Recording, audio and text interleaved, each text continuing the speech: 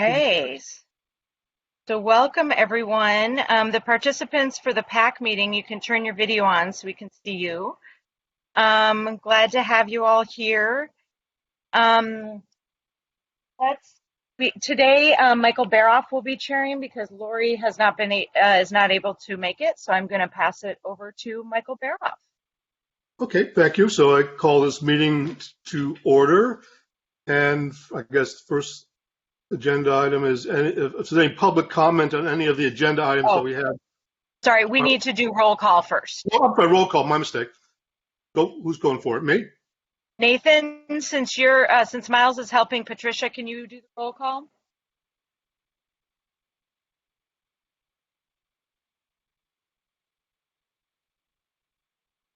Hi there. Can you hear me? Yeah. Yes, but you're going to have to give me a moment because I have to pull up the because I'm sorry, I was not prepared for this. So hold on a second. Why don't I can do it. I can do it. Okay, Michael Baroff. Present. Deepa Subramanian. Present. Summer Vaughn. Present. Gwen Pugh. Present. Marnie Gettleman. I saw an email from Marnie saying she is on, even though we can't seem to hear her. Marnie, try now. Hi, everyone. This is Marnie. Great. Present. Thank you. Thank you. Okay. Okay. Back to you, Michael. Yeah, so I guess the first thing is ask if there's any public comment on any items on the agenda. Anyone from the public here who would like to speak for a couple minutes about anything on our agenda?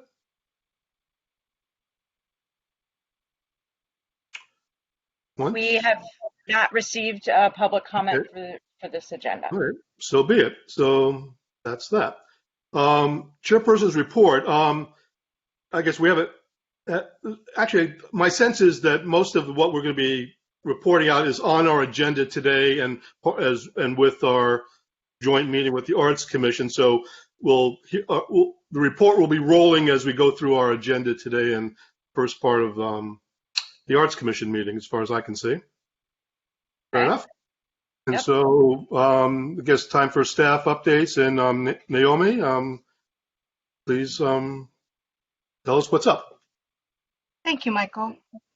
So I'm just previewing some of the items that will be covered in the joint meeting. The main item will be the reconsideration of the deaccession of Twilight and Yearning. And then a side note that there's going to be a City Hall murals update, which Shannon will actually get into just after this. And then my next item will be a review of the private developer cultural requirement process. I believe everybody has seen the document that we produced around private developer requirement. Today we're going to be taking a look at Bo Bass of LeBass Projects. He's got a new project, and the item for today is just an exploratory session. We're going to be helping him with comment or question or request for additional information so that he can prepare a presentation that goes before our joint meeting, which should take place anytime August or later. So this is just a preliminary, and there's no motion associated with this item. That is it for me. Shannon.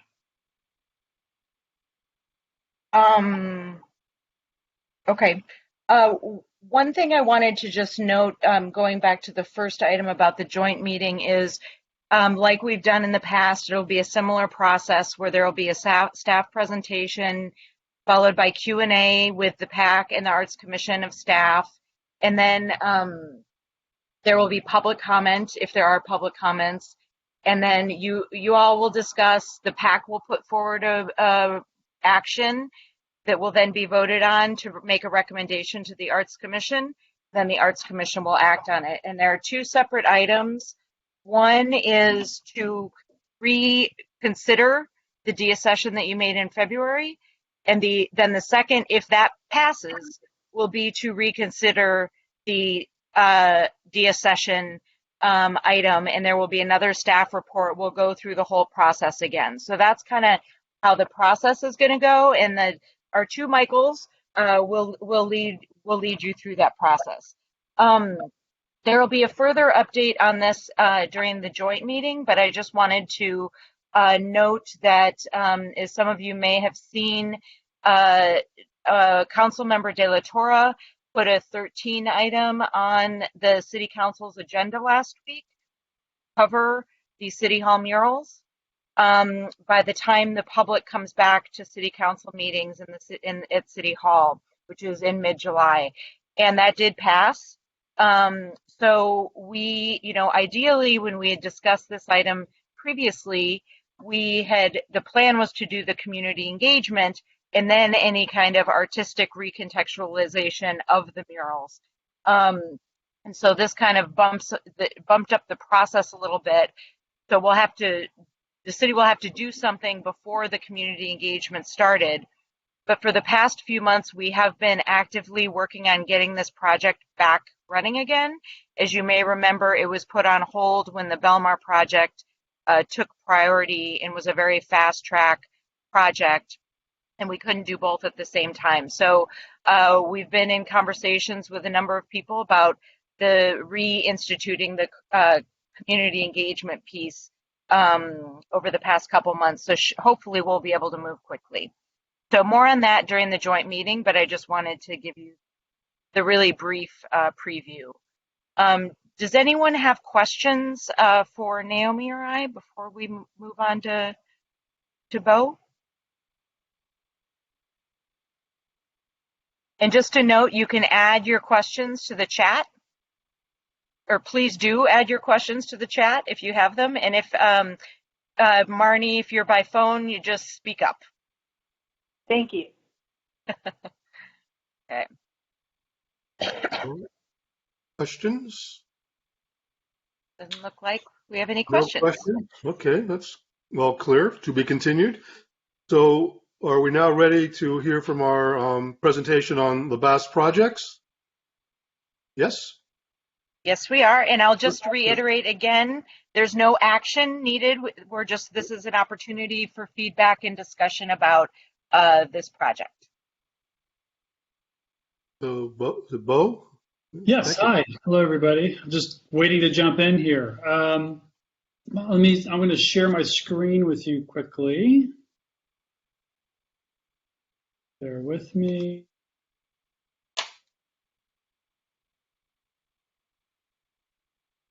Okay, can everybody see what we're looking at here? Yes. Okay. All right, my name is Bo Bass. I'm an art consultant. Our firm is LaBass Projects. We are working with Redcar Properties on a project at 1640 14th Street, and it is a cultural requirement percentage that we're working on with this building. And we're a little bit ahead of the game, and I can kind of give everyone some background on sort of why I think we're maybe a little farther ahead than we would be normally at this stage. But first, I'll just share some details on the building and the project. Please, if I'm going too quickly or if you have questions, please stop me, hop in at any point. So 1640 14th Street is a story creative office building that's being developed. This is just north of Olympic Boulevard.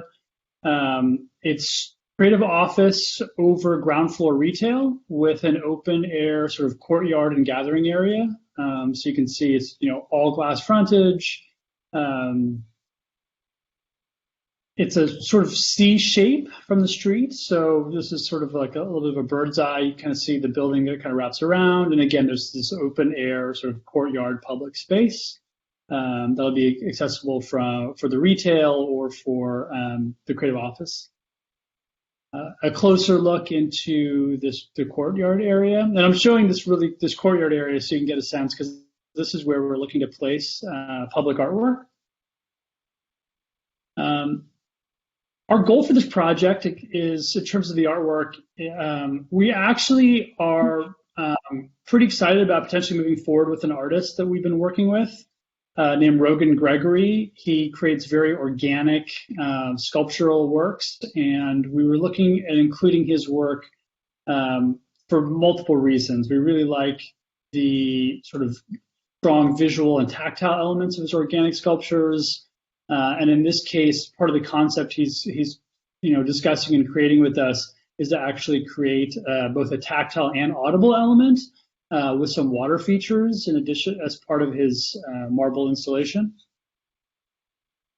One thing to note, Redcar Development and its principal, Jim Jacobson, is, oftentimes, my firm, we work with a lot of developers that they don't have a strong connection to the arts community, and public art is often something that's not really a top of mind for them.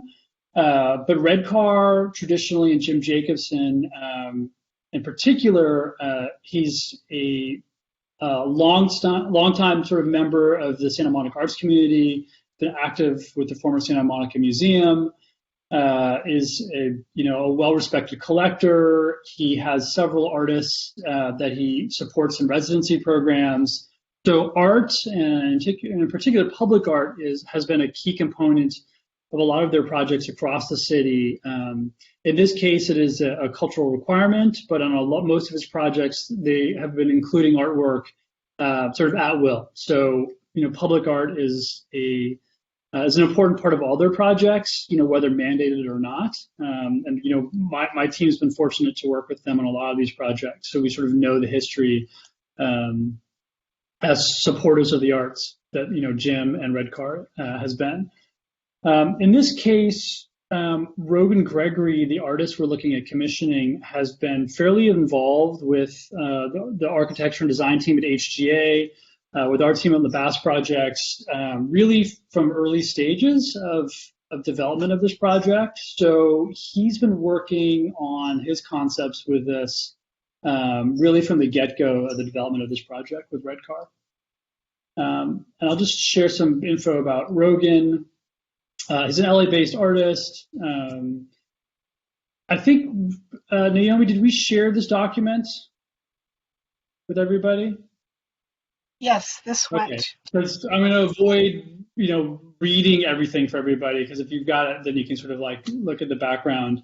But Rogan really works on a lot of different materials: bronze, plaster, marble. He really likes to play with materials, very organic sculptures that generally try to tell some kind of story.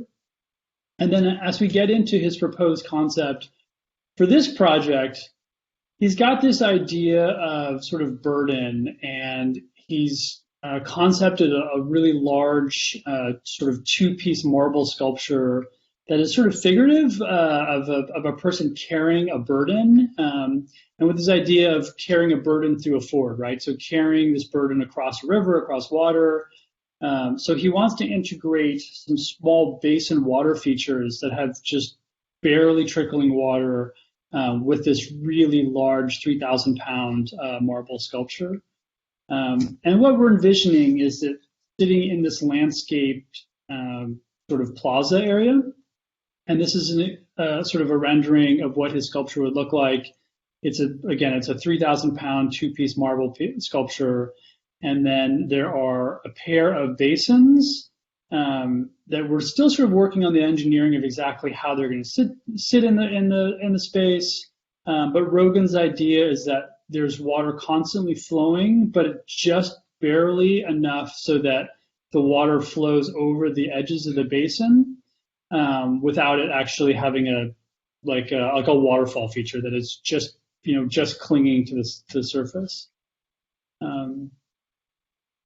Closer look at the sort of marble sculpture concept. I think the intent is actually to have it slightly raised off the ground with like a brass ring, so it'll be slightly raised. And some renderings of what the basins will look like. Again, these will be Portuguese marble at various two different sizes, a larger and a smaller piece. What we're looking at is over the next couple months, and with some feedback from this group, presenting this for formal approval in the fall, as we're sort of working through our engineering studies and making sure that the actual plaza and the steps and our proposed locations can support the weight of this, getting into fabrication into next year, and this project will complete in January 2023. And to get a sense of the budget, the cultural requirement fee is about $180,000, and we'll break down in about this fashion. So looking at about a $40,000 artist commission, about $100,000 in material costs and fabrication costs, consulting fees, engineering costs, and then transportation, installation, and delivery.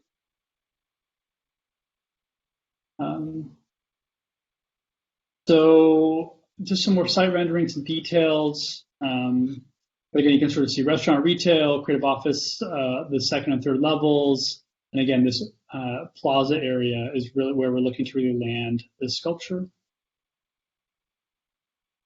And that's kind of in a nutshell of where we're at. We'd love to hear sort of feedback from everybody. But I think normally at this stage, a developer would be coming with just sort of a project, but we have been working with Rogan, with Redcar and HGA on concepting public art for this project for quite some time now. So we're a little bit farther ahead of the game. That being said, we'd love to hear everyone's feedback and thoughts on the proposed locations and artwork. Well, I just have a quick question here. Is that the budget you have there is accounts for 1%? That's the 1% amount? Can I interject here? Yes, by mistake, yes. This is Naomi, and I'm sorry I forgot to mention in my first rundown. Placed art is 2% of a calculated cost based on a $200 per square foot construction fee cost, which was set a little while ago. So it's I asked the planner about it, and the actual requirement is actually $89,000. So their budget does represent. Great, simple as that. Thank you. I have a question for Bo. Bo, if you could go back to two items, the site plan on the ground level and also rendering from the front. I'm trying to gauge so it doesn't look like the sculpture itself will be all that visible from the street. What's the plan for that courtyard as far as public accessibility? And how public do you envision this? Yeah, so very good question. So from this rendering, what you can see is this is the entrance to sort of the plaza and courtyard. And you can see through the rendering these people sitting on the steps. And we did not put the sculpture in this rendering, but it would essentially be right about where this woman is standing in this rendering. So as you walk by, it will be fairly visible. And this is restaurant retail, so we do expect there to be, a fairly heavy flow of traffic. This is, both the entrance to the offices and to the restaurant and retail. So this becomes really the entrance and sort of public-facing area of the project. Again, if I could just say something, this is John Frayne, the architect. The design, that C shape that Bo showed, the courtyard, it was actually a kind of ask from the city when we started this project to create a through passageway from 14th to the alley, and it's part of the city planning department's larger agenda of actually creating a mid-block passage that pedestrians will be able to use from the future renovated park, ultimately all the way to the Park by City Hall. So it's envisioned that courtyard space is actually a space people are moving through during the day. Renovated park, are you referring to Memorial Park across the city street?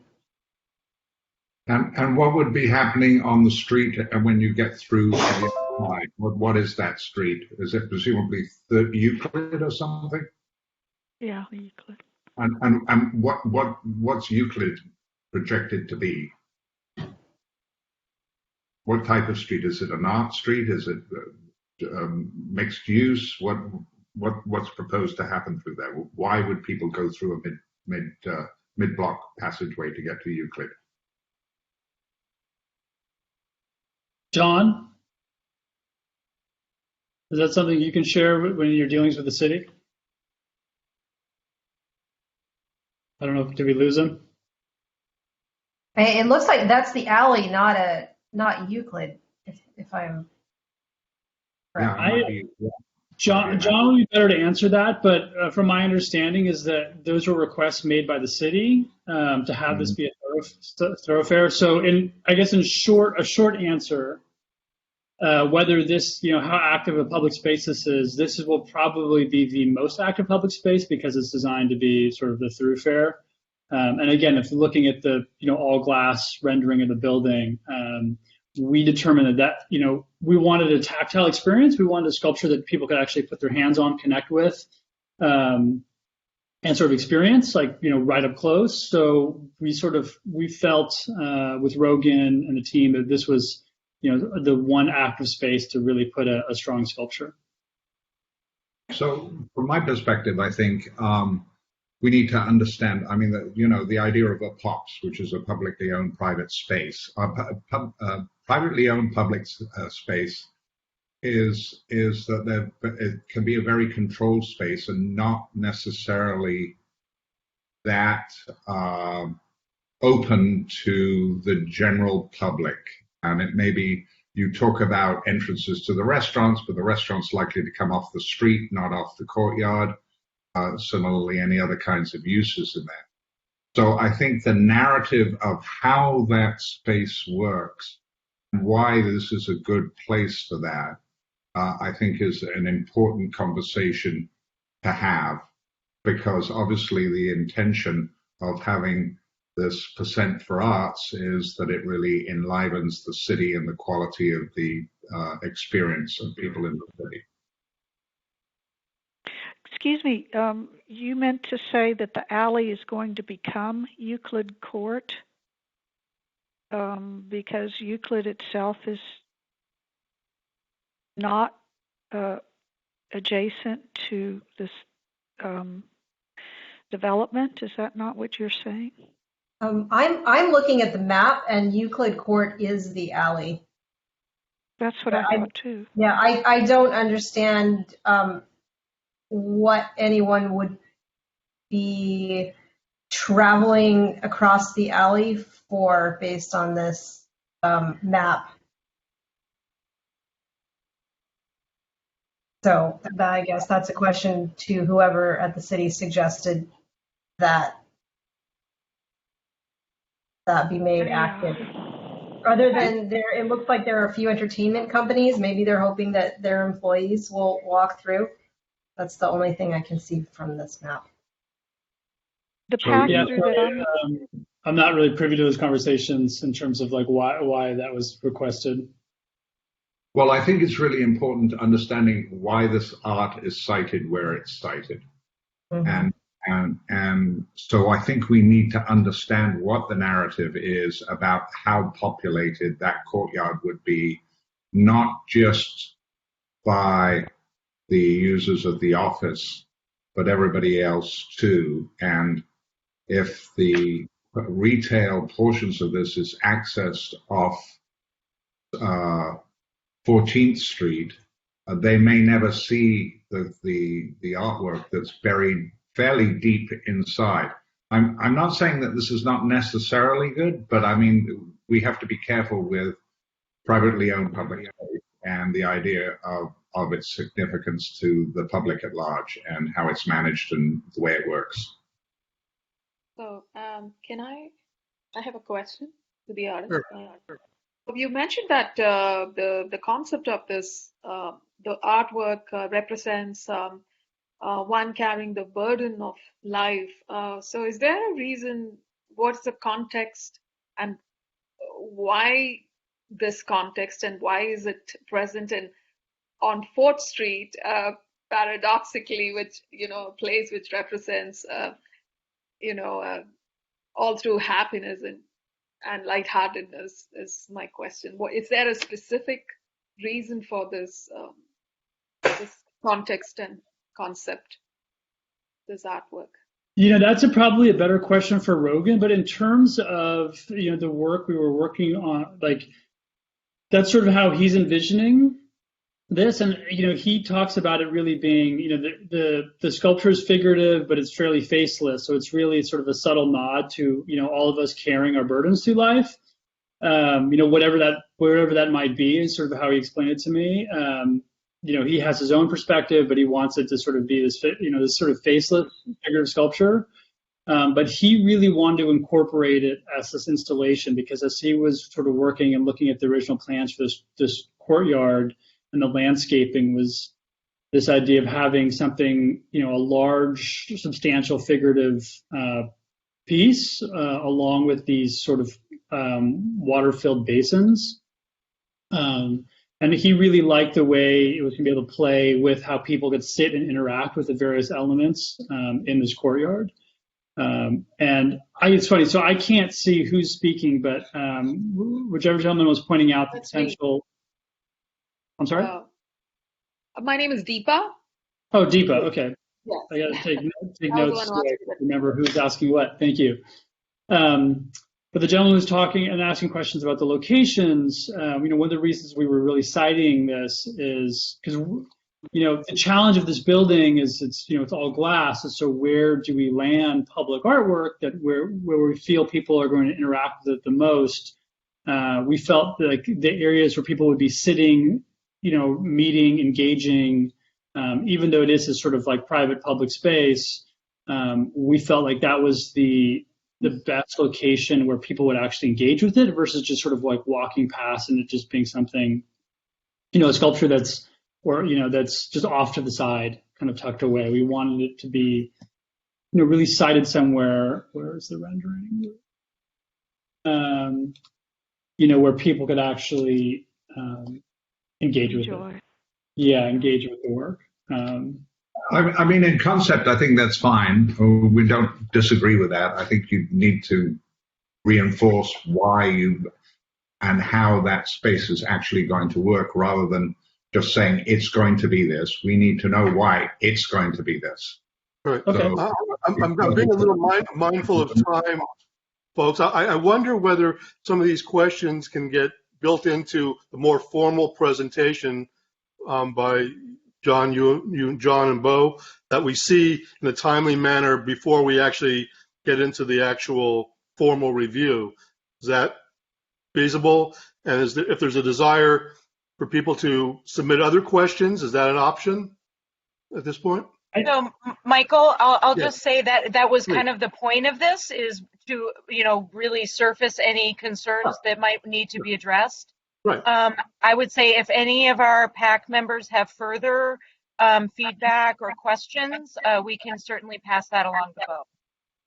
I have one further question, which is the idea of water and how that spills across, which I like, but is it captured in a basin? Is it recycled?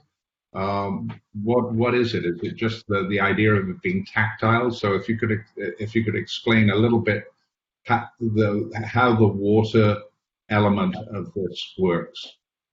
It is recycled, and that is something I know Rogan's working with engineers on. He's working on fixtures of like the pour method.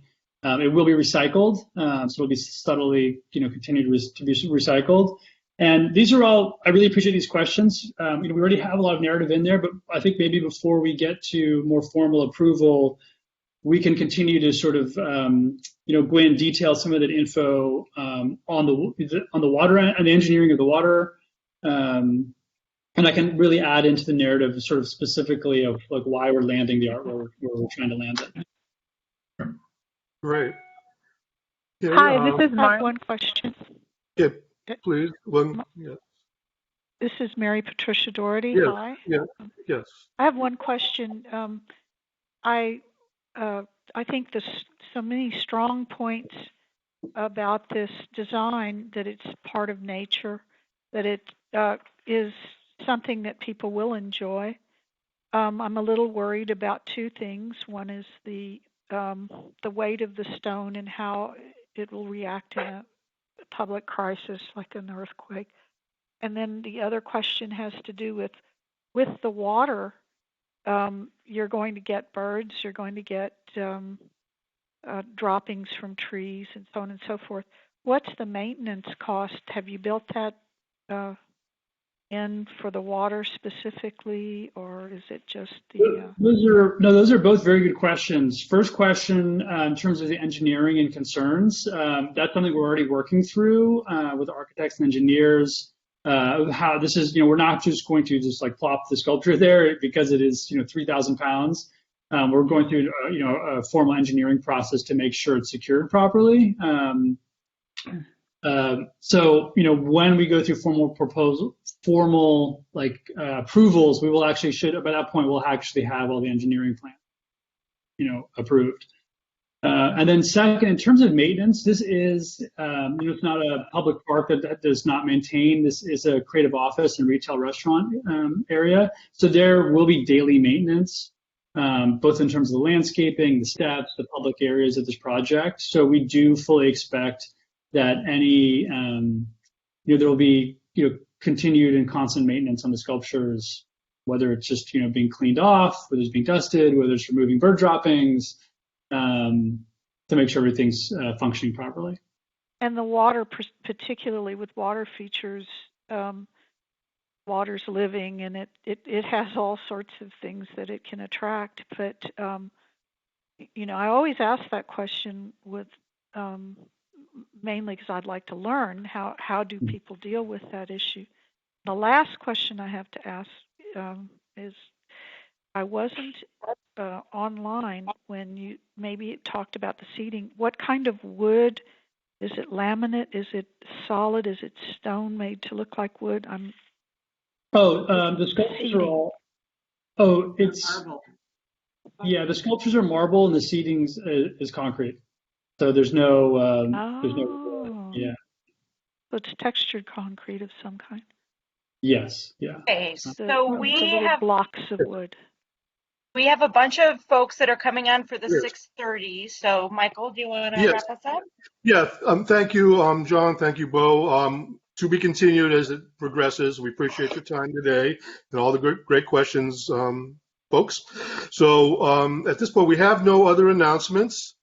And so, at this point, I would like to adjourn this meeting and move on to our joint meeting with the Arts Commission.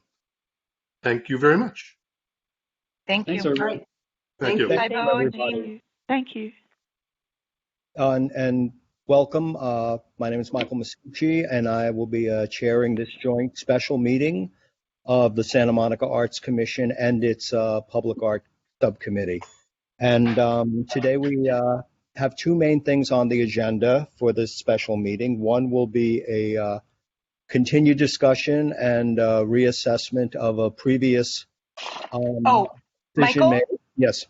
We need to do roll call first. Okay. Yeah. So we will first find out who's here. I'm so sorry. Okay. No worries. No worries. We'll start off with the PAC first. Chair, Lori Yahia.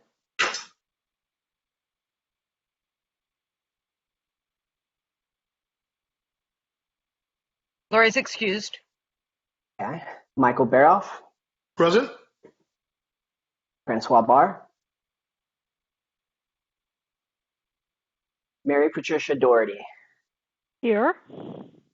Marnie Gittleman. Present. Gwen Pugh. Present. Deepa Subramanian. Present. Summer Vaughn. Present. Great. And moving on to the Arts Commission. Chair, Michael Masucci. I'm here. Vice Chair, Michael Baroff. Here. Eric Chalice. Here. Rocio Garcia. Here. Janine Jackson. Present. Mary Elizabeth Michaels. Here. Again, Deepa Subramanian. That's a present. Thank you. I'm here. Jeff Swimmer, Here. Lori Yahia is out, and Kathleen Zadikian. Present. You have a quorum. Thank you very much. And as I began to say, we are convening this joint meeting, a special meeting, to reconsider a previous decision made in February by the Arts Commission concerning, at the time, the deascension of Twilight and Yearning, Manfred Muller's piece. And we will also have a brief discussion concerning the decision by City Council concerning the City Hall murals. So a lot of this will be reports from the Cultural Affairs Department. So with that, I'm going to start by handing it over to Shannon or Naomi. Thank you. And if I could just briefly kind of talk about the flow of this so everyone is clear. The first item that you are seeing is the action to re-agendize the decision that was made in February. So we will take that item up first. You'll get a very brief staff report. You can ask questions of staff after the staff report.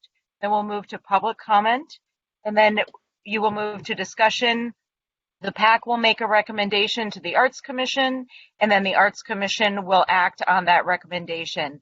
And then we'll move to the second item, if the first item passes, to reconsider the deaccession of the artwork that was made in February, and then we'll follow the exact same process for that second action, and then we'll move on to the third item. Is that clear to everyone? It's a little complicated, so I want to make sure everyone understands. Okay, so with that, I'm going to turn it over to Naomi. Are you ready, Naomi? Yes, please. Thank you. And Shannon, we have a slideshow that starts with this. So Shannon's going to share her screen. You see my screen? Yes, we see it. Okay, well, we had a title, but that's just that we're reconsidering the deaccession of Twilight and Yearning on today's date. Okay, so just a little brief overview of how we got to this point. In 2019, there was a staff changeover, and I took up the public art area in about mid-2019. But before that, I think that there were some discussions. Peer staff was requesting a review of the artwork, and there were some issues with them. These discussions went on through 2020 and were cut short by the turnover in the pandemic. And then in October of 2020 through January of 2021, there were some attempts to contact the artist who was, because of the pandemic, out of town and out of contact. It was difficult to get him. So we had the Arts Commission deaccession on the 8th of February, and then on the 18th, a discussion with the artist where the artist requested this reconsideration. And due to the fact that he was not available to present additional information on February 8th, we have put forward this question. So item 3A is first, the Public Art Committee is requested to consider whether to recommend the Arts Commission re-agendize the deaccession decision. And Shannon, do I halt at each point, or are we talking through everything? Well, sorry, I already went over all of this, so yeah. But it's up there in writing, so I think that we don't need to cite it again. Okay. So if there are questions from either PAC or the AC for Naomi or Shannon, we can begin a discussion. I have one question. Alternatively, what can we use the space for?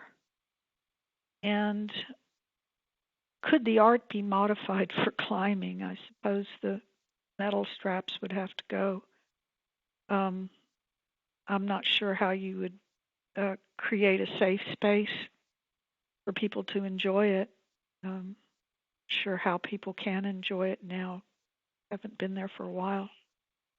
So my understanding of what we're doing at the moment is, first of all, deciding whether we want to reconsider it. And then if we choose to reconsider it, then we have a discussion about what it might be, what it might not be. So those kinds of comments that are associated with the actual project itself and its nature and whether it should stay or not stay can be discussed if we choose to reconsider it. So I would make the motion that we reconsider it based on the artist's input and public input. And so that would be my motion. When we need to go to any public comment first. So I do not know if Manfred, I see that you're here. Do you want to make public comment on this item or wait until the next item? And we can, Miles, do you want to instruct him on how to, this is our first time doing live video public comment, so please bear with us. Does Manfred need to raise his hand?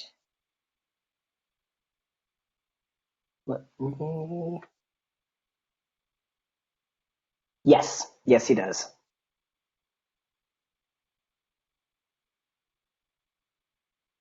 So Manfred, if you can hear us, we welcome your contribution to discussion of your piece.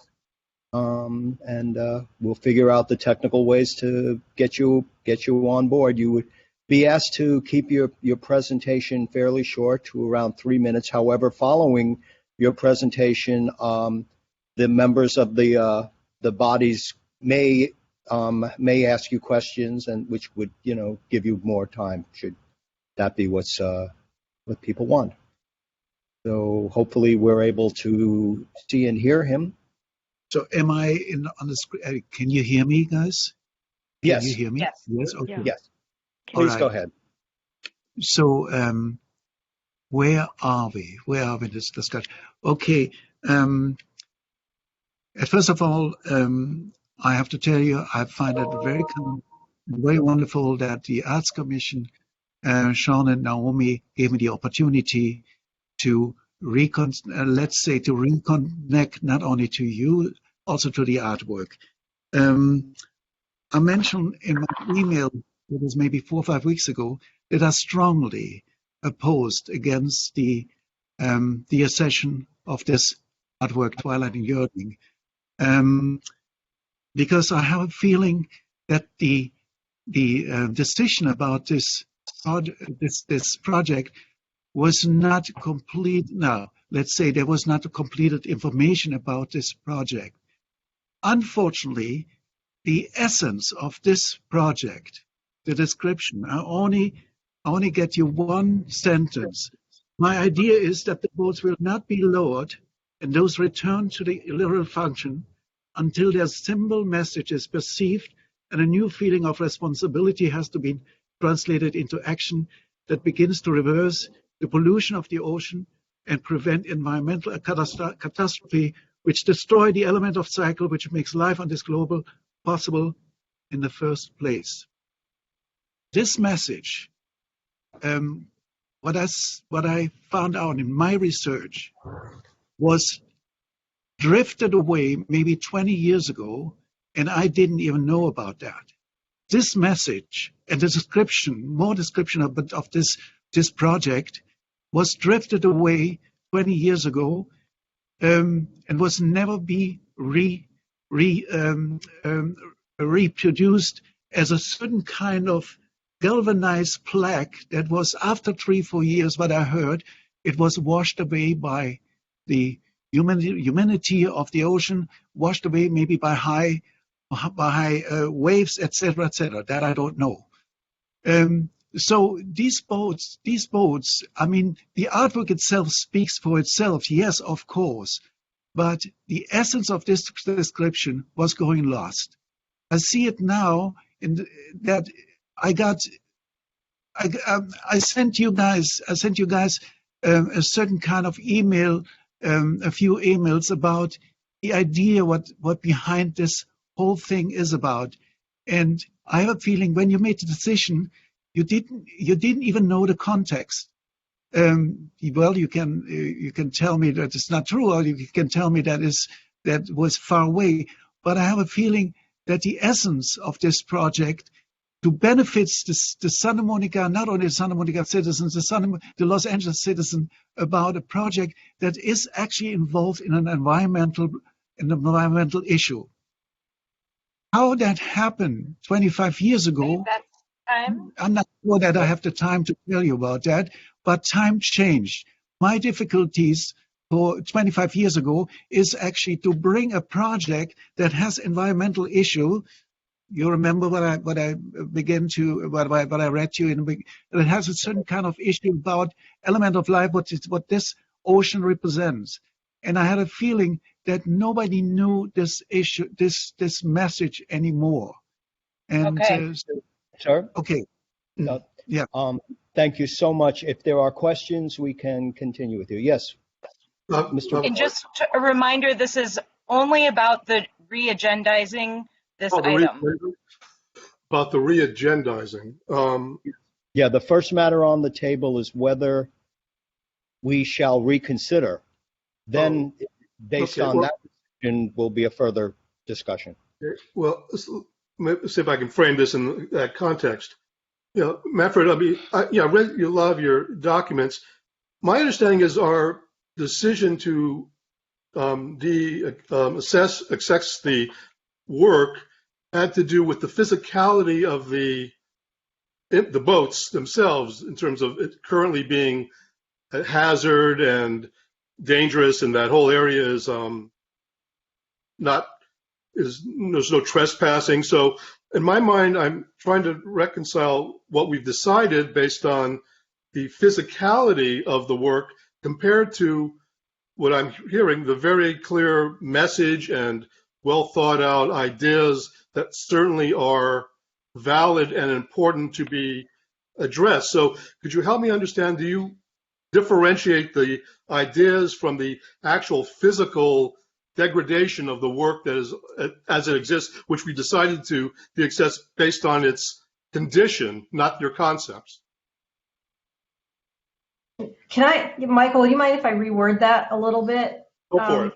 Yeah, so my question, given what our question is right now, is whether to reassess. Manfred, if we do choose to reconsider and hear you out further, discuss further the reconsideration, have you had any thoughts as to how to address our original concerns with the piece, the safety issues, the fact that it's being used as a public restroom? Have you had any thoughts that you could present to us on that in the next round of discussion? Well, no, I did not have a solution. I did not. We have a different problem when it comes to homeless people. The only thing I can tell you, for the last 4 or 5 weeks, I went maybe 7 or 8 times under the Santa Monica Pier early in the morning, and I did not see one homeless guy.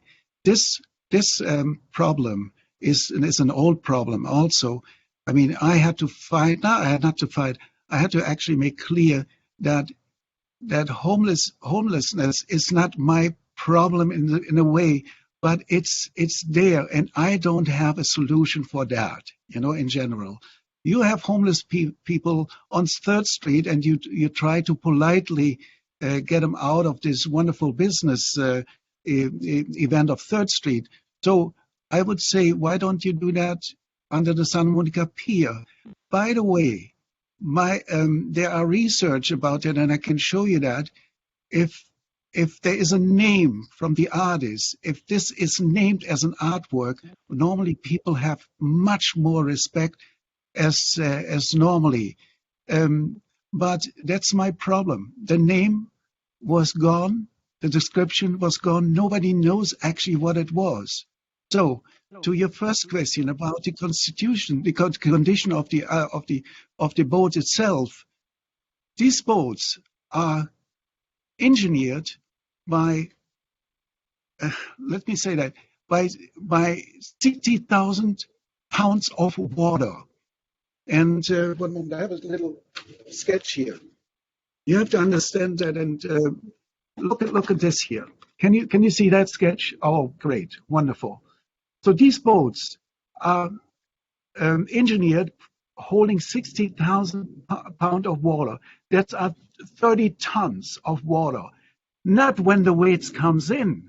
No, when the wake breaks and comes in back to the ocean. Is that understandable by this sketch here?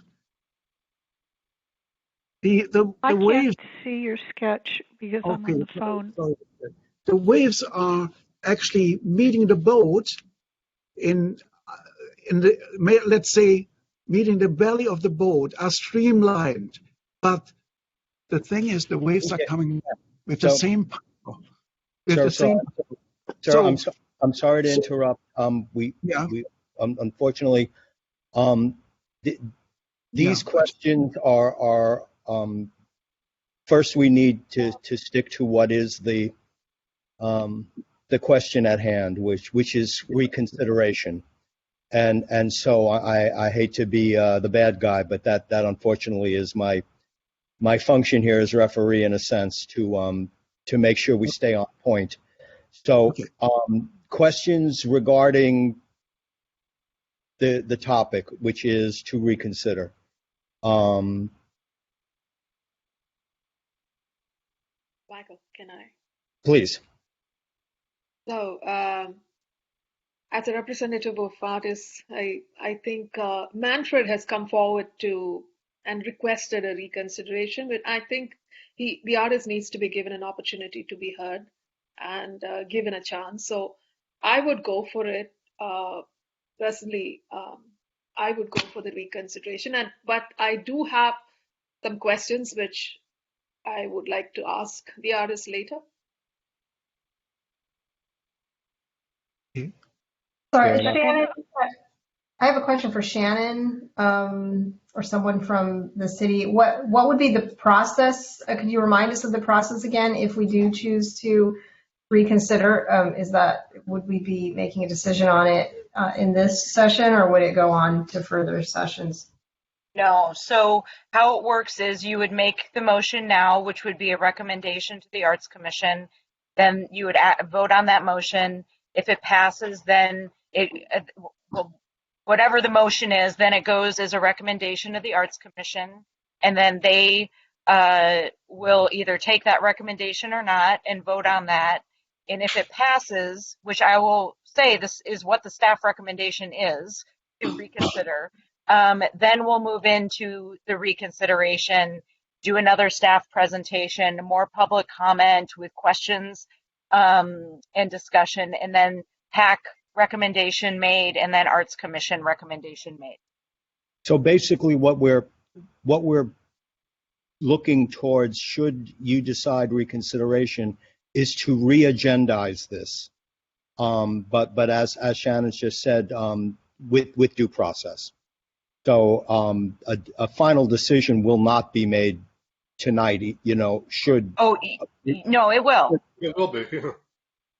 Yeah, it will be re-agendized immediately following the vote. Okay, all right. So sorry, it's very confusing. So have we closed off public comment at this point or not? What's that? No. If there are other people looking to make public comment, we're still in that mode. If not, then your motion, you can reassert your motion. Yeah. That was my question. Is it time for the motion, or are we still having public comment? Time for the motion, I think. Okay, so I make a motion that we reconsider the de-accession of the sculpture for consideration by the Planning Commission. Beg your pardon, the Arts Commission. I'll second it. It needs to be a PAC member. I will second that motion. This is Mary Patricia Doherty. No, so Deepa, do you want to make the motion? Sure. I would go for a. All right, Gwen just made the motion. Gwen made the motion. I second it. Sorry. Oh, I thought you said it had to be a commission member. It goes PAC first, and then Arts Commission. So the PAC needs to motion and vote, and then it moves to the Arts Commission. Got it. Well, who made the PAC I'm on the phone, so I can't see I made you. the motion for the I PAC. made the motion. All right, and then I seconded it. So, Yes. Motion there by you go. Gwen, We have- second by Mary Patrice. Any discussion on PAC side or on commission on the side? PAC side? Well, I would make the motion contingent on the fact that I remember the Goethe Society was involved, and they certainly wanted their credit. And if you reinstate the piece, I still have two questions. One, can it be modified so that it's safer for climbing and other public accession? And alternatively, what would you use the space for if you didn't have Manfred's piece there? So that comes in the next piece, I think. So the question is, do we want to consider it? And all of your questions then become pertinent. Okay, so this is too soon. All right. Yes. So what would you discuss? The pros and cons of reconsidering it? I mean, yeah, so the first vote was the reconsideration. Then there will be a second discussion dealing with the pragmatics. Should you decide to suggest to the Arts Commission a motion of reconsideration. So first, you'll vote on just whether you want to reconsider. I thought we did. I think we're ready for a roll call. Yeah. Miles, can you run us through the roll call? You got it. All right. Michael Baroff. Yay or nay? Yes, as a courtesy. Mary Patricia Doherty. I agree with the motion. Okay. Yes. Marnie Gittleman. I agree. Gwen Pugh. Yes. Deepa Subramanian. Yes. And Summer Vaughn. Yes. All right. Motion carries for the PAC. Now, do we have an arts commissioner to make a motion? Sorry, Michael.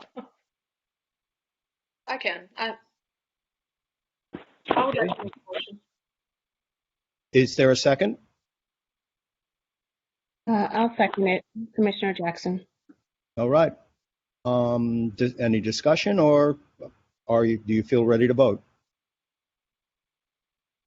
Ready to vote? Let's go for it. All right. Starting at the top, Michael Baroff. Yeah. Yes. Eric Chalice. Yes. Garcia Garcia.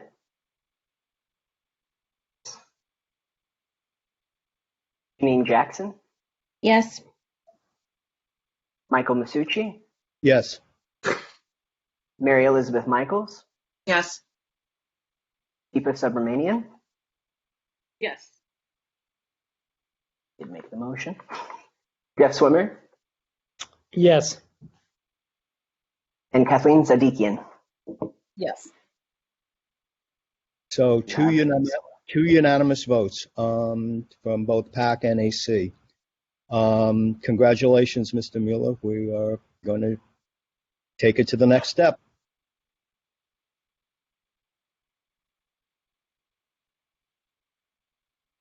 Okay, so we'll start with the staff presentation, and then you can ask staff questions, and then we'll have public comment again. And if you have questions for the public comment folks, you can ask them questions, and then there will be discussion amongst the two groups, and then the PAC will make a motion and an action, and then the Arts Commission will take that up and do an action. So we're just going through the same thing again, but a little more substance this time because it's the actual meat of the matter. So with that, I'm going to turn it over to Naomi. Thank you very much, Shannon, and thank you, everybody, and especially Manfred. It is wonderful to hear the backstory about this work. Appreciate and wholeheartedly agree on the ecological message. So I am going to go through the points that I made in the staff report. We made in the staff report that was submitted to you. And I think we have a slideshow. Thank you, Shannon. the companies. So this work was installed in 1997, and you can see how absolutely gorgeous it was. Very majestic. Unfortunately, over time, it has the condition has degraded, and the site has degraded so that you can now buried in sand and subject to touching them. So the artwork was deaccessioned from the city's public art collection on February 8th, 2021. And because the artist appealed the deaccession decision and was unable to attend this joint session. So the background on this piece, it was placed under the pier in 1997. It consists of 3 painted wood boats with steel fixtures, each 500 pounds, about 4 feet wide, 9.5 feet tall, 18 inches deep. Currently, they are buried maybe a little less than 50%, so about 4 feet of them are under the sand. Strapped upright to the columns under the pier, and when first installed, as you can see, each hung above the surface. And we expect that tidal action will continue to deposit sand. It was donated by the artist, and and the city paid for its installation supervisor.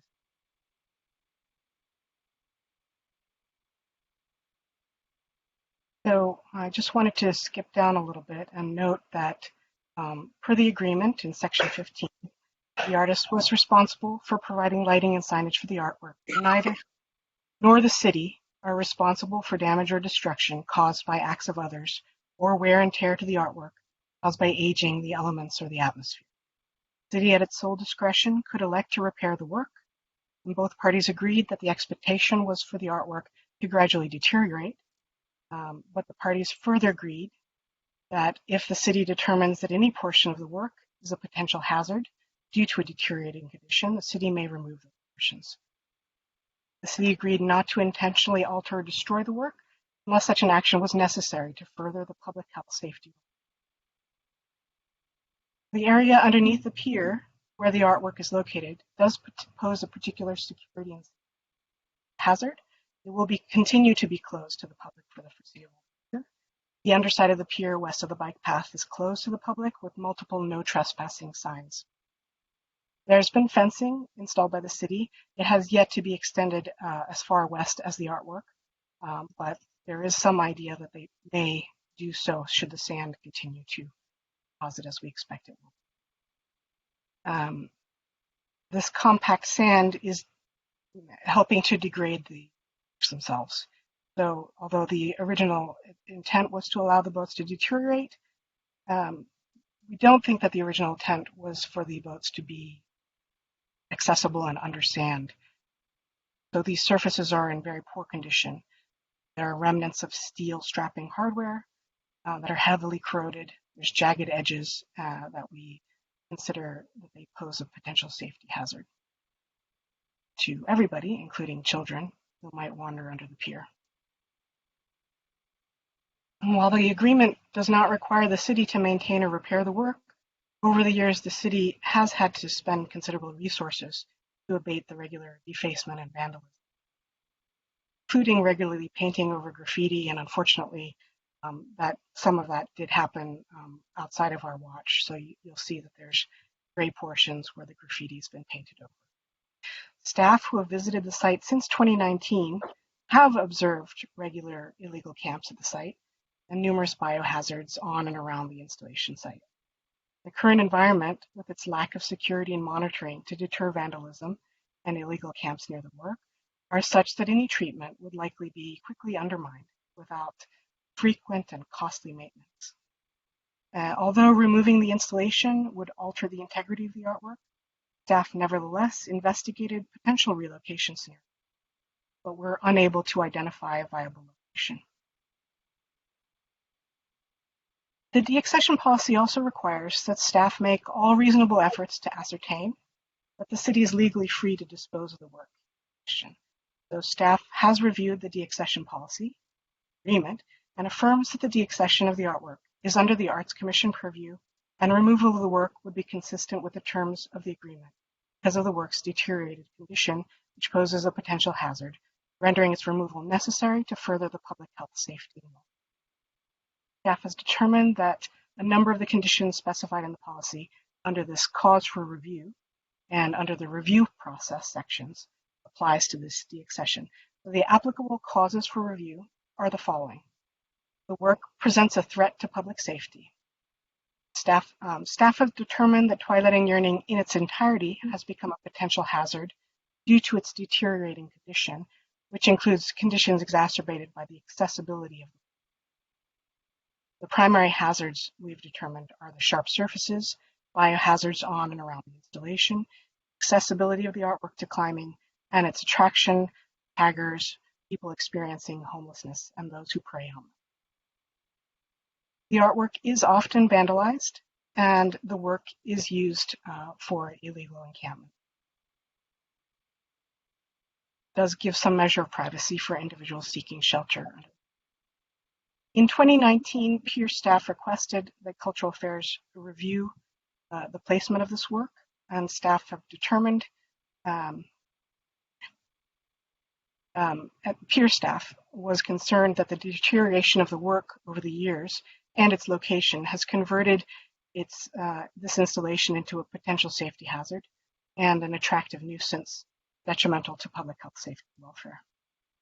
And you'll see in your staff report that various municipal codes were cited. Next point, the condition or security of the work cannot be guaranteed, or the city cannot properly care for or store the work. Cultural Affairs does consider that the original intent of the work was not for it to be accessible to human interaction. Unfortunately, the artwork is frequently vandalized or used for shelter as it remains publicly accessible. And in that state, neither the condition nor the security of the work can be guaranteed. Next point, the work requires excessive or unreasonable maintenance. The city has an interest in removing graffiti on public property and removing potential hazards to the public, including children that visit the beach. Pierce staff have reported to us that the boats are defaced with graffiti every week. So in this publicly accessible state, graffiti remediation would continue to be very frequently required. Traditionally, when artworks are tagged, Cultural Affairs secures art conservation teams to abate issues. However, considering that frequency, weekly defacement, vandalizing, this approach would be untenable from both staff time and budgetary perspective. Staff did engage several independent contractors to evaluate the work, and they found it to be deteriorating due to the effects of environment and human interaction. And the estimate for conservation, including removal, stripping, repainting, etc., was between $32,000 and $42,000, and that was from one of our art conservators. Such consideration should be given to the investment of public dollars necessary to maintain and care for this artwork in the long term. Next point, the condition of the work requires restoration in gross excess of its monetary value, or is in such a deteriorated state that restoration would prove either unfeasible, impractical, or would render the work essentially false. We do feel that this current condition with the work requiring persistent remediation continues to be unfeasibly costly. Next point is that no suitable site for the work is available. Relocation has been considered, even though we do believe that relocation would constitute a rendering of the work as essentially false. We've been unable to identify a suitable site to relocate. The next section is all about our review process. So review process items include the acquisition method and purchase price. The artist donated the artwork to the city, and the city paid for installation materials. And as committee member Doherty mentioned, many entities were involved with donating funds for the fabrication. Any restriction that may apply to the specific work based on contract review. So while the terms of section 15 and 19 of the agreement provide that the parties agreed that the expectation was for the artwork to gradually deteriorate, it does also permit the city to remove any portions of the work which fall into the water or onto the beach area and that are a potential hazard due to deteriorating condition of the work. And further in section 19 permits the city to alter, i.e. remove the work in order to further public health, safety, or welfare. Next point, appraised value of the work by 2 independent consultants if obtainable. We did receive estimates from Escher Associates and Maloney Fine Art Appraisal Services. They indicated that based on the current poor condition, Twilight and Yearning's fair market value is between $0 and $300. Staff does not recommend the sale of the work should deaccession proceed. Documentation of correspondence, including media or other evidence of public debate, documenting extended adverse public reaction. No such public debate or adverse public reaction since the work was first discussed and approved has been found. Documentation of discussions with the artist or donor or any stakeholder groups, circumstances prompting this review. City staff attempted to meet with the artist for several months to inform him about the work and its potential hazard. At that time, we were unable to schedule a meeting with the artist. Since the February 2021 Arts Commission meeting, the artist has been in ongoing discussions with the Cultural Affairs Division and has emailed City Council and Arts Commissioners about the meaning of the work and his objections. Documentation of discussions with the affected department. So the affected department in this case is the pier, and as was mentioned before, the pier does feel that it's contributing to an unsafe environment of the pier. Suggested methods of deaccession. We are suggesting that the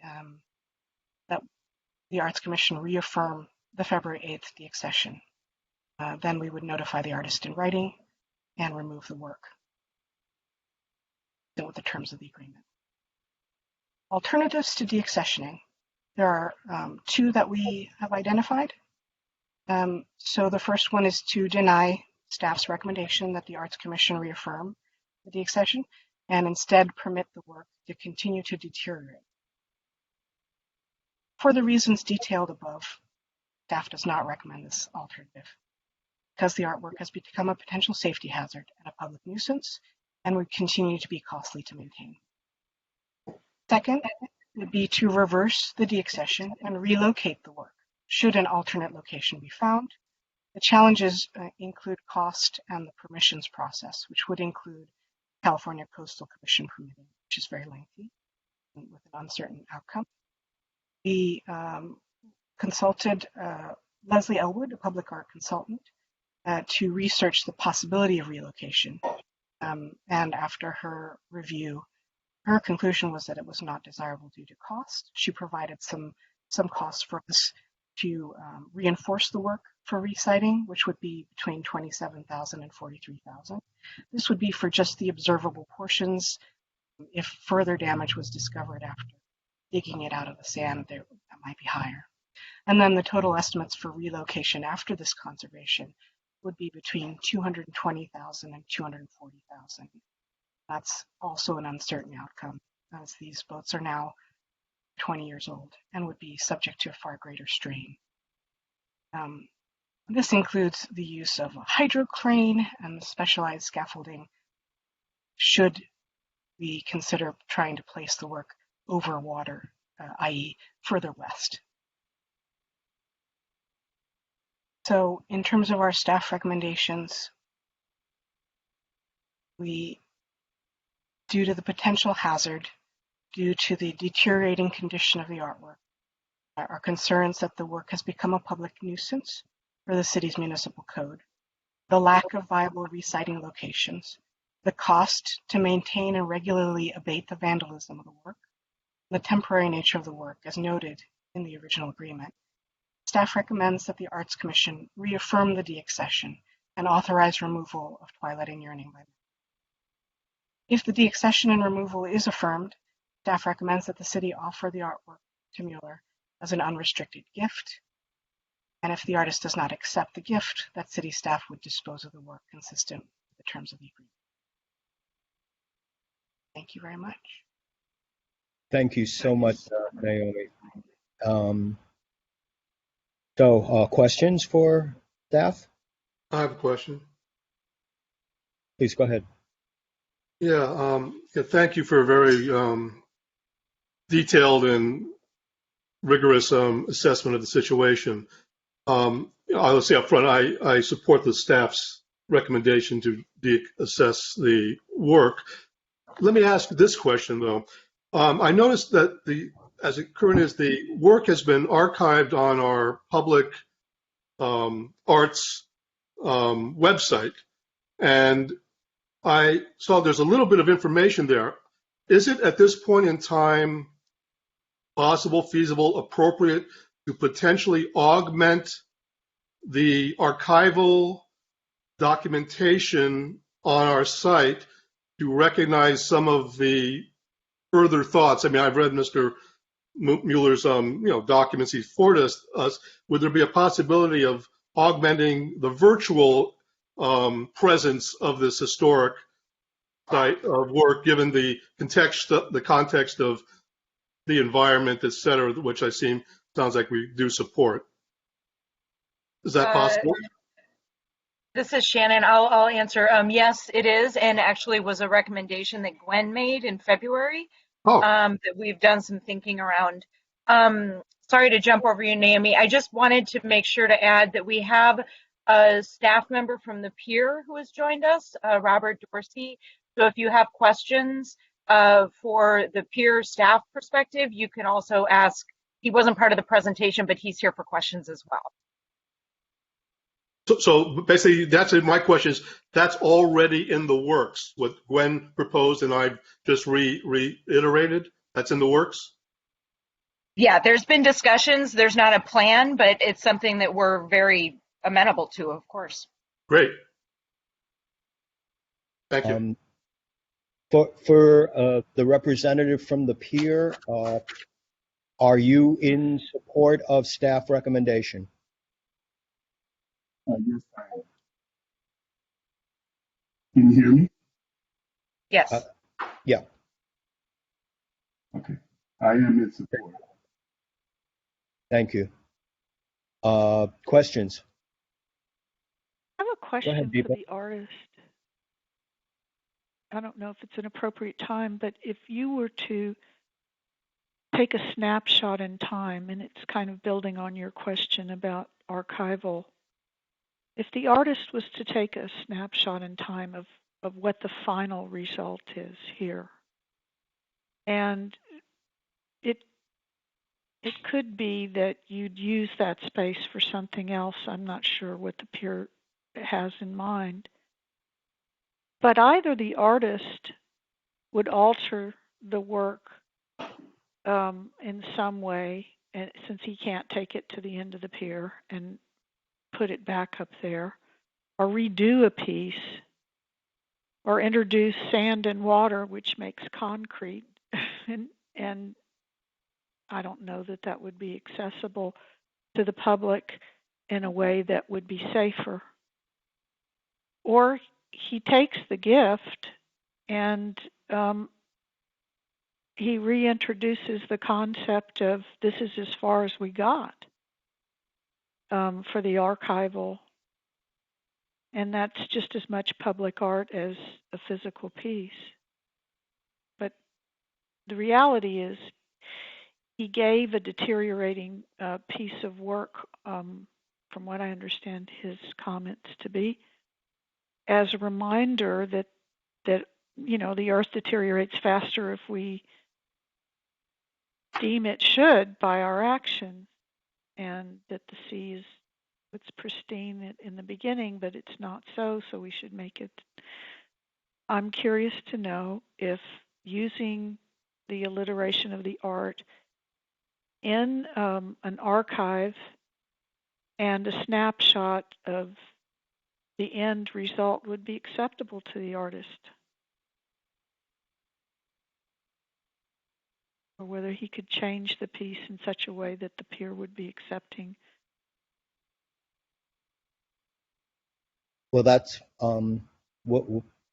unfortunately the Q&A section we're dealing with is for staff. If the artist wants to perhaps type an answer in chat, that would probably be a little bit fudging the rules, but but okay. He'll have But a chance.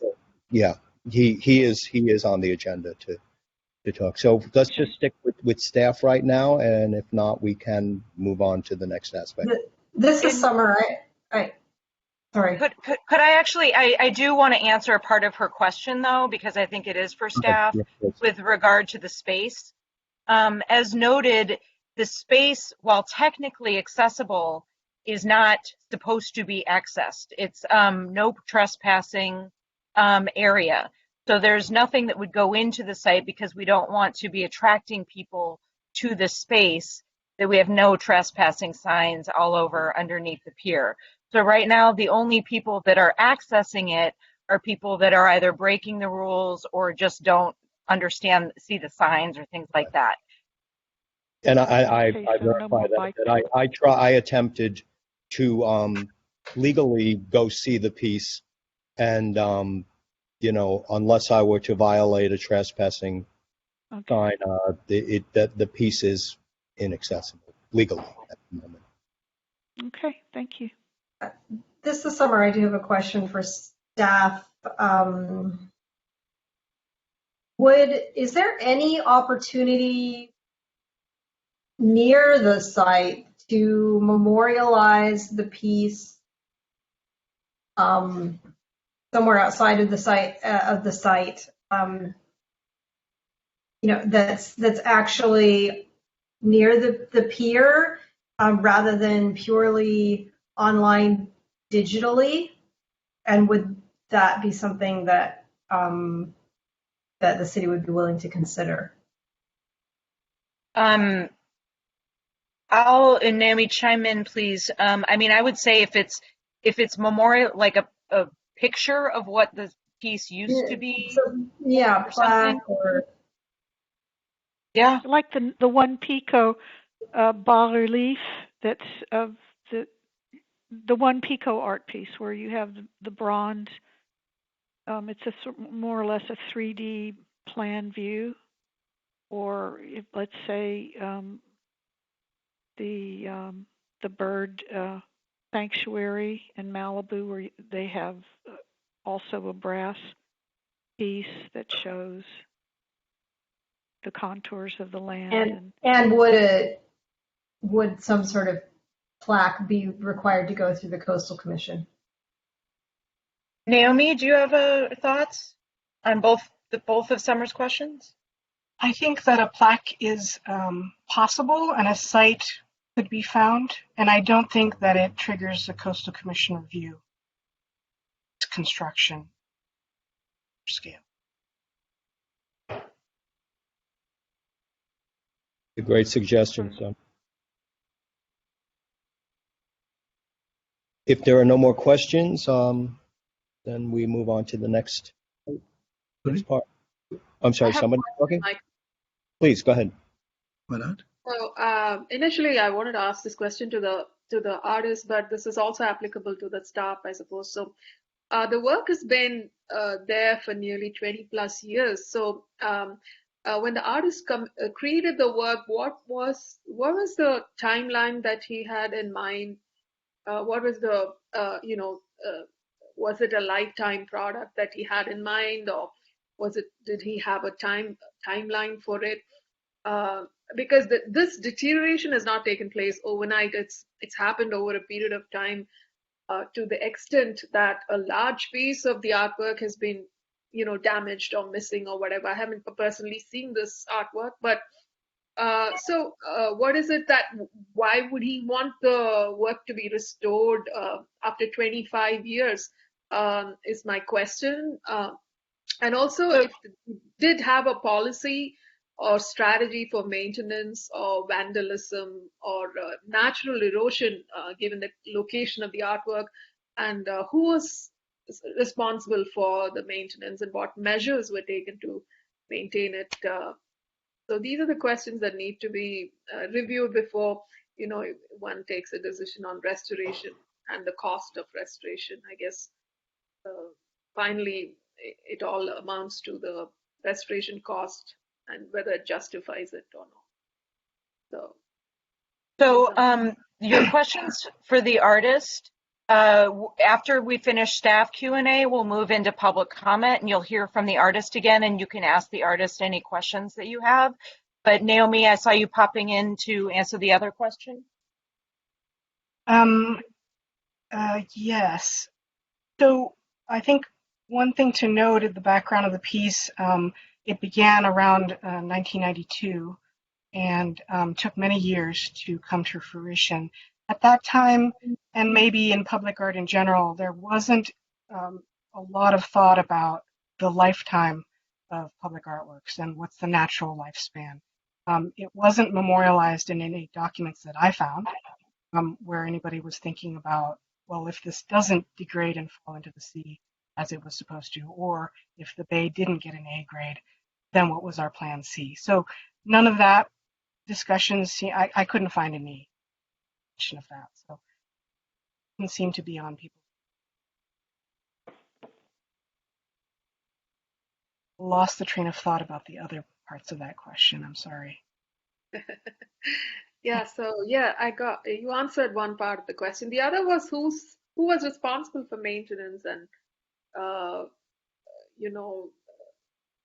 what measures were taken to maintain it if that's what the artist wanted, for the artwork to stay forever. What were the measures taken to, because it's in a place where there is a scope for a good chance of the product corroding due to natural conditions. So I'm wondering why that action was not even considered over the last 20 years. Probably because we all thought we were going to clean up the ocean. I mean, I was there when on the commission just before that, and people were very optimistic. Heal the Bay was, my own daughter was selling all her children's books and donating them to Heal the Bay, the proceeds garage sale. It was just, that was the spirit of the time. Naomi, did you have an answer for Deepa's question? I am puzzled why this didn't come up 10 years ago or even 15 years ago. It is clear that the sand has been building up. It was part of a conservation survey in 2015, and I think that several things were noted about the degradation of the work. So I'm not sure why we didn't proceed at that point. I know that over time it has been repainted, but I'm not sure when it was prompted and what was the ideas. Conservation. Our general idea is that we ought to be conserving and taking care of everything in our collection, but of course there are priorities every year, so things may have just fallen by the wayside, unfortunately. Okay. Thank you so much, everyone. Can I just say one thing? Please, Jeff. Go ahead.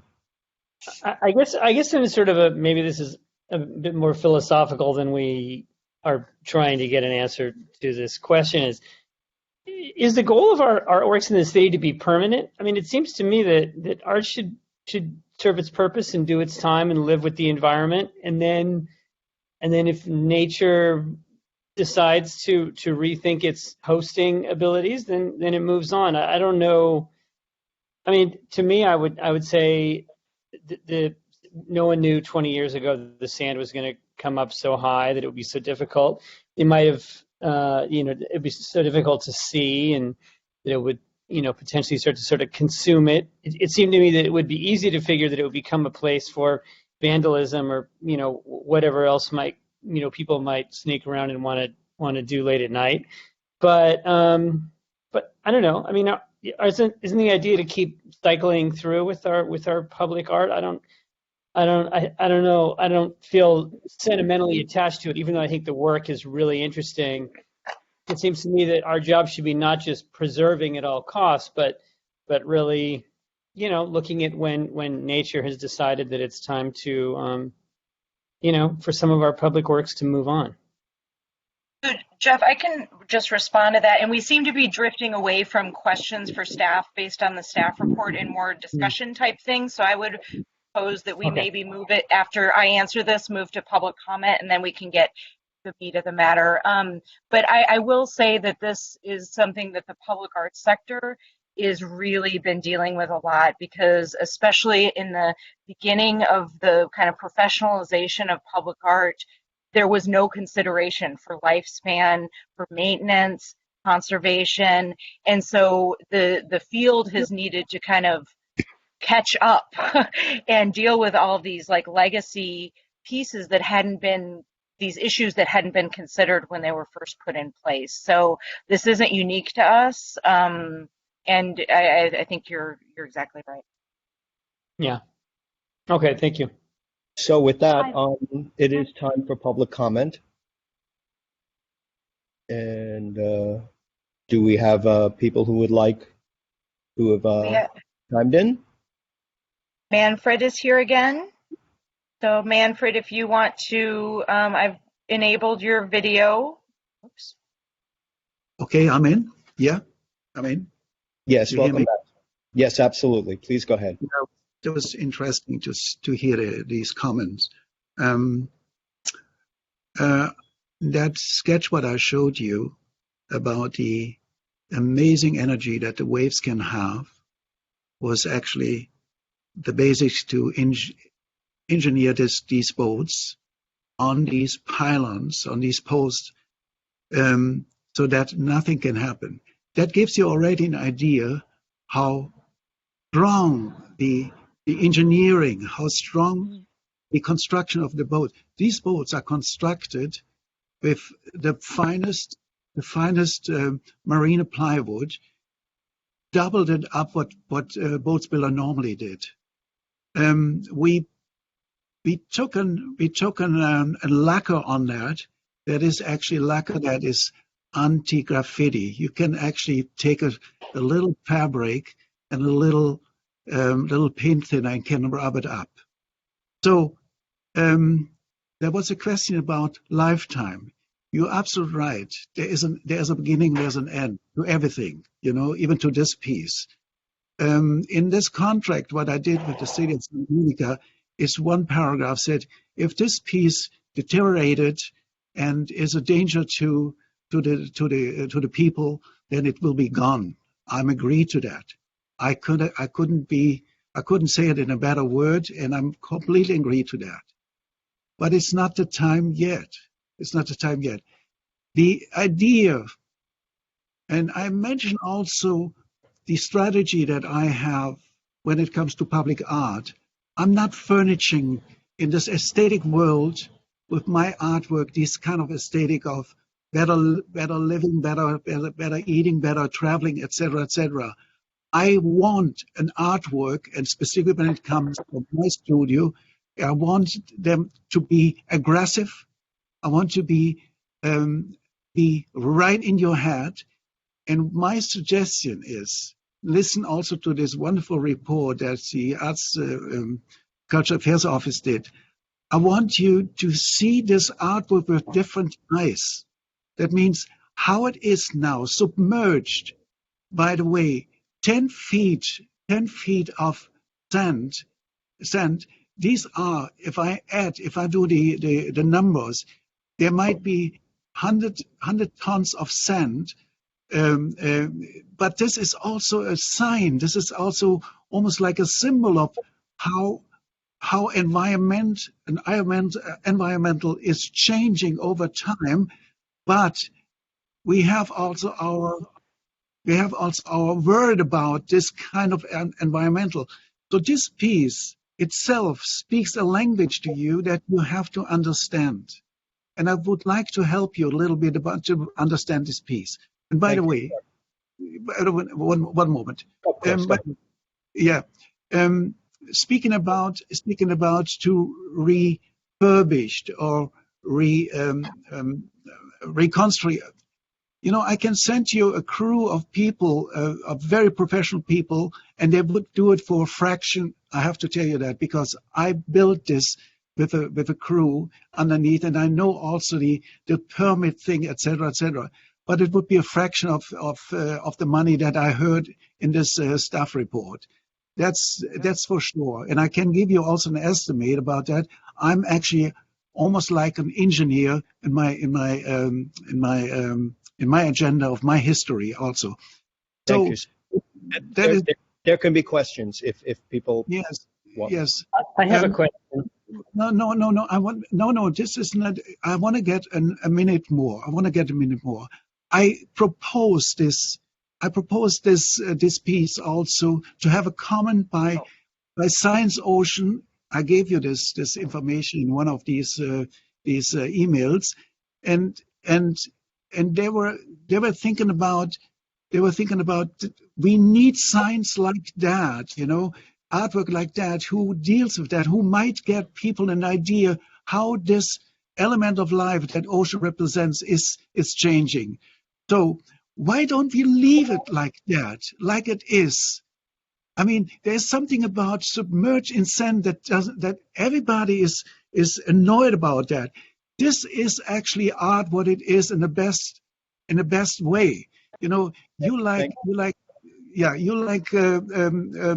Christo's Schirm project far away here from, etc., etc. We cannot allow art always to be so harmless. This is what I intended also, But anyway, I'm taking a little bit of time. For the record, sir, I really admire the artwork. I'm sorry I have to be the bad guy and cut you off. These are sort of the requirements in the city. So you were only supposed to have 3 minutes. So I'm sorry, but we gave you more. However, if people want more, they can ask. It takes that. This is a very interesting promotion thing also for the city. City of Santa Monica could be the first one that's doing something for this environment. Now, I mean, you're doing a lot, but this is take it as a promotion thing, guys. Are there any questions? You could make. Yeah, I have a question. Please go. Please. Yeah. So if the vote ends up being that we decide that we would like to return the work to you, let's just say hypothetically that ends up being the result. What would you do with it? And what do you think would become of the piece if that ends up being the vote? What I was thinking about to offer that to the city of San Francisco or to San Diego, because they have these peer vision. But you know what? For me, this project is actually history. That I'm here now and argue that I should not do that because you got an amazing description, you got an amazing gift. Nobody, by the way, says thank you for that. This is another thing, and I'm sorry about the generation of city manager now who doesn't know where it comes from. You have to actually suffer now because the idea, the philosophy got lost here, So I'm sorry about that. I'm sorry about Shannon and Naomi they have to deal. And you know what? Give me this credit that you did not know about the message, because this message was gone 20 years ago, and nobody. That's what I could say. That was the city stuff. Nobody actually took care about that. And when I see that on these red boards are gray paint to close up a hole or something like that, gray paint, then I know that nobody knew what it was. I'm here actually to negotiate and mediate with you guys about not to let it go so easily. This is a great promotion piece for the city of Santa Monica. The LA Times would like to have that story, not the story about now, about the last 25 years. The LA Times would make that, you're better than I when it comes to things like that. But I believe there's another public comment from Bruria Finkel. Is if Bruria can get on board and make her comment? Michael, I'm very sorry to interrupt, Michael, but I think we should finish up with Manfred first before we move to Bruria. So just make sure there's no more Arts Commissioner questions of Manfred. Very good.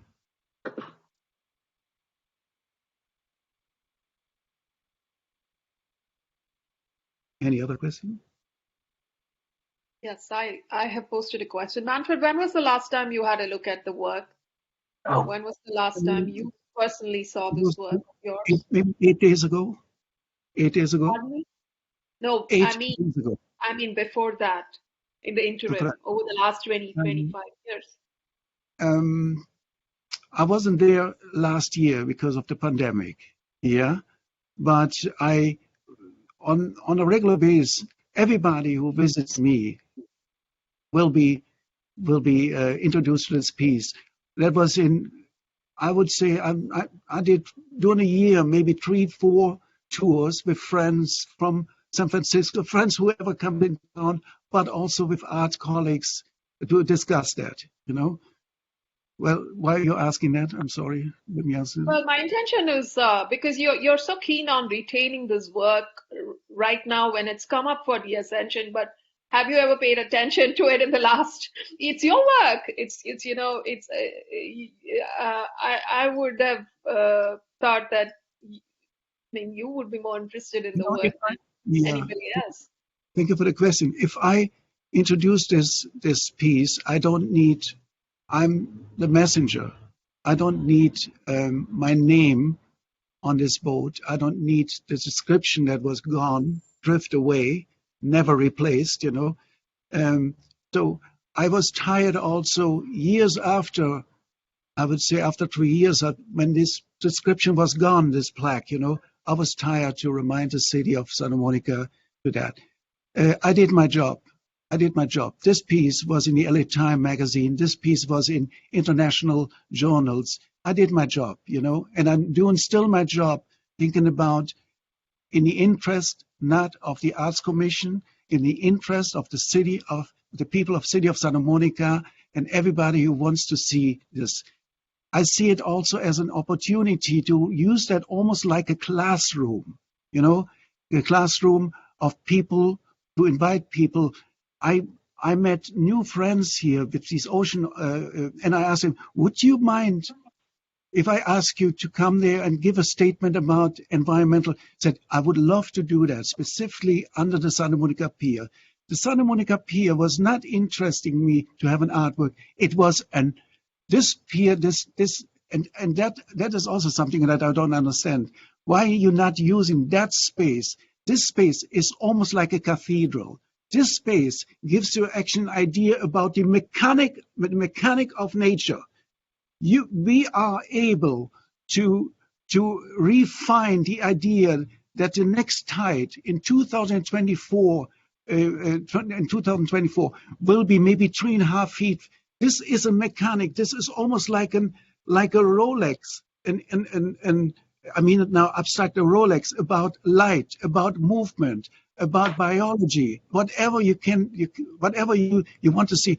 You actually in this space where posts and water comes in, it's a metaphor for life, and tell people about that, This space is a cathedral. This space is a classroom, You shouldn't I suggested a long time ago to have concert, to invite composer once a year, not every week, once a year, to make a composition about that, It was not, I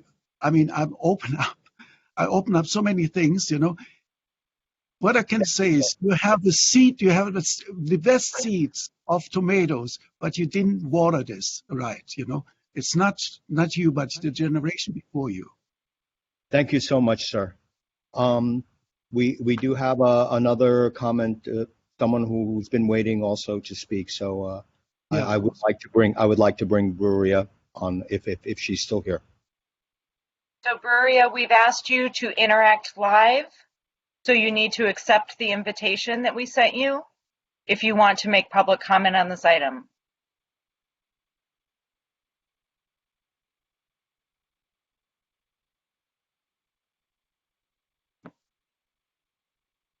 Okay, doesn't sound like. All right. So. Sorry, we're not going to get your comment, Bruria. It would have been much appreciated. All right, so yeah, there can be discussion by PAC and And the AC. It can be a group discussion. yeah, we can do it all together. Hi, this is Marnie. Can you hear me? Yes, we can, Marty. Please go ahead. Hi, yes. I just think it's such a rich and important conversation, and thank everyone for honoring the space and the time for this. And I was just curious on the staff report towards the last, let's see, the second to last paragraph on page 2, continuing to the top of page 3. It does describe the quote unquote agreement that was entered into. And I'm just wondering sort of to what degree does that have impact within this current conversation and even sort of in reflection, given that there was some thought, we couldn't think ahead this many years, obviously, when the agreement was first drafted, but I'm wondering sort of to what degree is that helpful, foundational, essential to this current decision making and all the steps between the time of installation and now. Is that a document that is accessible for people to see during the call? I know Naomi, you had shared that with us. I'm kind of lost with that question. Sure. I'm on the phone like you, so it's hard for me to envision. It's an attachment, a document attachment. Yeah, I've got everything printed. Sure. On or about July 30, 1997, the city and artist entered into an agreement to set forth the terms and conditions for the artist donation, creation, and installation of work at the agreed upon site agreement. And then it says, per section 15 of the agreement, the artist was responsible for providing lighting and signage for the artwork, and neither he nor the city are responsible for damage or destruction caused by acts of others or wear and tear to the artwork caused by aging, the elements or the atmosphere. The city, at its sole discretion, could elect to repair the work after the 1-year period following the city's acceptance of its installation. The parties agreed that the expectation was that for the artwork to gradually deteriorate, but removal of the work would be permitted under certain conditions. And then it continues to the top of page 3. So, Marnie, so the question is, what was your question? So I'm just being there was agreement at one point in time how this has application to current day. Getting echoes here. Does that make sense? So Marnie, I don't know why there's just an echo. So if you're not speaking, can you mute, please? Mute myself. Someone's causing an echo. I hope it's not me. Can you all hear me? Yeah. Okay. No echo. So Marnie, I don't know if I understand, and it's there when you were speaking, it was an echo. So I heard you reread what was in the staff report, but we've been working with the city attorney to make sure that all of our I's were crossed, or I's were dotted and T's were crossed. With regard to the contractual terms that we had for this gift that we received. Yes. So it's how do I say? It's some of the questions from this conversation related to, was there a plan?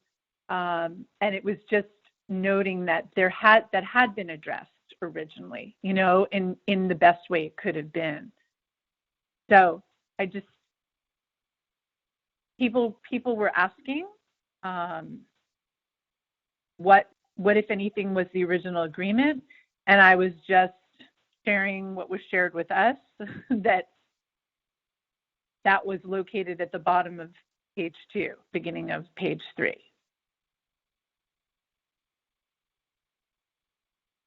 All right. Thank you very much, Moni. Oh, thank you. It was just, there were some questions around that, and then I found the language where it had been addressed. Okay. Sorry, maybe it was a little earlier in the conversation. So disregard if it doesn't make sense for this part of the conversation. My apologies. Thank you very much. Thank you. Discussion. This is Summer. I have a question for staff. I'm looking at the proposed treatment from the conservation firm RLA, and there's a lot of work here, and I'm wondering if it was if an alternate scope of work was explored that would be a bare minimum to make this safe again. For instance, doing only the metal work with the straps. Is it absolutely necessary to do all of the work that's proposed in order to keep the project in place? I can jump in there. So for the purposes of the staff report, we didn't go down every avenue to identify the pricing if we did only this or that. So the 2019 conservation is based on a full conservation of the work. Then our consultant, Leslie Elwood, did go to see what a slightly less involved process might look like, and she still came up with 27,000. But it's very possible, should the Arts Commission decide to leave it in place, we would look into what to do to make it more safe. Our contention is that it's not safe, but that's certainly something that we can look into. Any other questions, or should we move to vote? But please go ahead, Janine. Yeah, I just have a quick question. So was the piece, it says that the piece was donated by the artist. Was the piece donated because the city was requesting requesting specific art at the time because of a movement or because of this space, or was this just a gift given to the city? And I'm asking that question because I'm also trying to understand the relationship between the piece of work and the city in terms of, again, was it something that was requested and the artist donated it, or is, I'm repeating myself, or was it just a gift? The project was a long time in creation, and as far as I can see, and it was initiated by the artist, the city. Okay, thank you. And we're just going to back up a drop because it looks like Bruria is going to give a try to give her 3 minutes. And I think considering her tenure helping the arts in Santa Monica, we definitely should show her that courtesy. So Bruria, if you can get on, please do.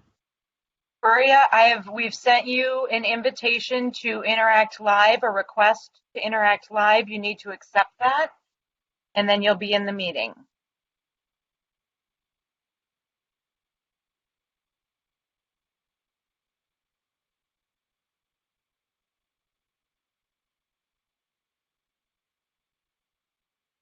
Well, this may not be working. All right. I hate to be the bad guy, but so it's almost 8 o'clock. So let's continue the process. Any more discussion? I would like to know how the artist would feel about potentially doing a minimal safety upgrade to replace the metal straps and otherwise letting the piece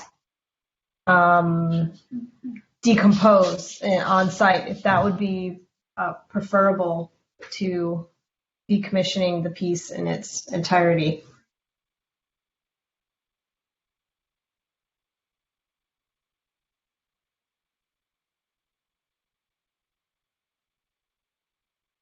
Not sure if he's on anymore. Yeah, Yeah, the public. the Go ahead, public Michael. comment part, unfortunately, Summer, again, I hate to be a taskmaster and play by the rules, but we've moved on from that opportunity. I'm so sorry. Those are the requirements of the city. Are we to make a motion now? Is that That's we are? definitely on the table if anyone wants to. Yes. If I could, Michael, though, I mean, Summer, if you would like to ask your fellow PAC members or commissioners about that idea, you can have discussion together about this consideration. Okay. To my fellow PAC members, I would like the Public Art Committee to consider 2 different routes to this issue.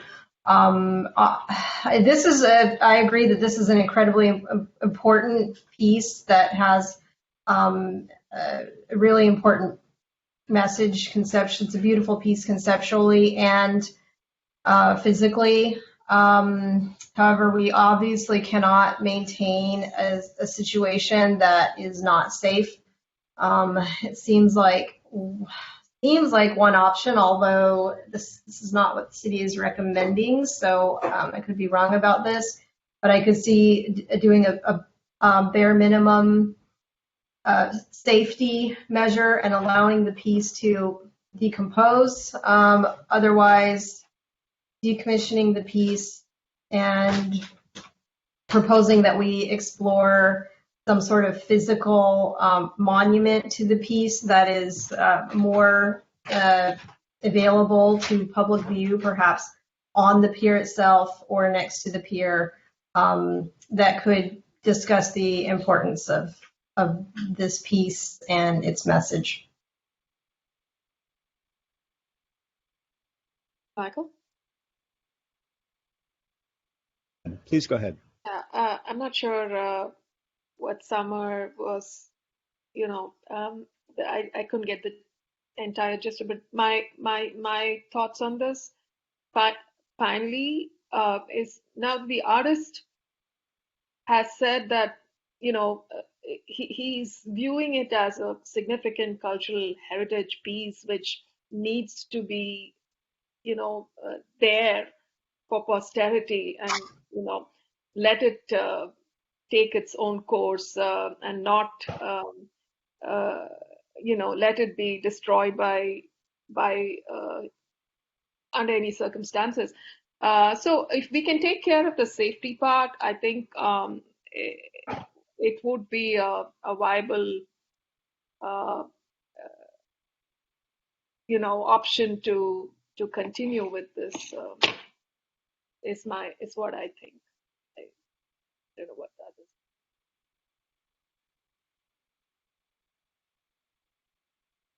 Michael Baroff has a Go comment. ahead. You're muted, Michael. Kathleen, did you have a comment? I got a comment. Sorry, Michael. Okay, go ahead. That unless I'm missing something, I think it's been demonstrably documented that the area where the piece is both inaccessible legally or safety-wise, which would not enable anyone to take any advantage of a plaque or any such commemoration as it is. I haven't heard anyone say that that's going to change over any course of time. I think, like I asked at the beginning, I was, asking Mr. Mueller at the front. I think there's a consensus that the concept, I've heard more concept from him and from others, that the idea of the environment and all the conceptual nature, no pun intended, is highly valuable and can be preserved. However, I was suggesting that can be documented where more people can see it, like online, where perhaps more education can be accessed and fulfill the needs that I'm hearing conceptually. Because I pretty much in my mind have differentiated the conceptual value of this work from the physical loss of value and danger at this point. That's where I'm at with this, and I'd like to honor the conceptual and acknowledge the